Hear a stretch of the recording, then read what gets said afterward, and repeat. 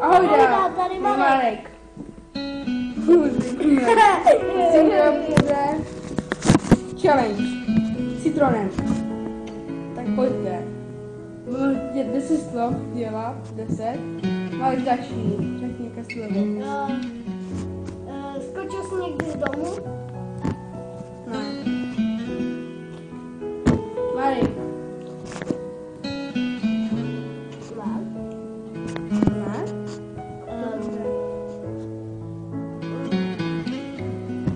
Chodím se tam.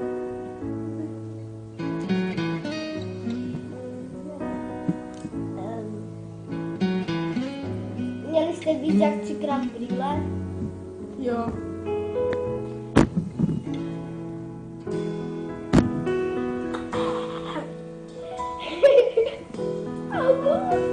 Marek.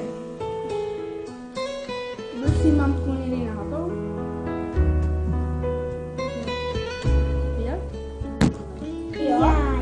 Viděl. A ten přišli? Viděl jsi někdy takto nahatého? Jo. To se napí.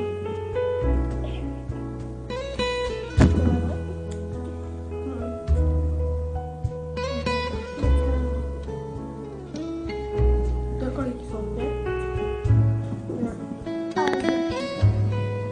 Takže nějaké slovo řekneme. Jak se vy máte? Marek, no kdyby stál. Já řeknu jedno slovo. Marek. Byl ti někdo jaký chlap?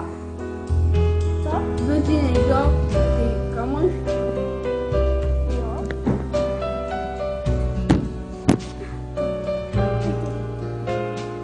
Tak jakou ruku? No, měl jsem.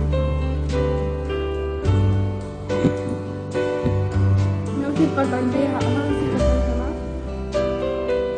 A dírka. Jo.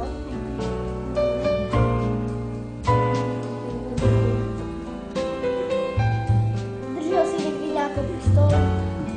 Půlčoku.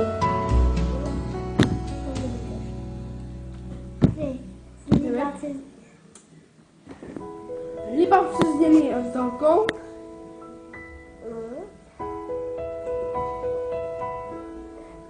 Jsi někdy kořálku celou? Pil jsem červené víno. A já jsem... Čaute, uvidím se u druhého videa. Je to jako můj host. Naschle.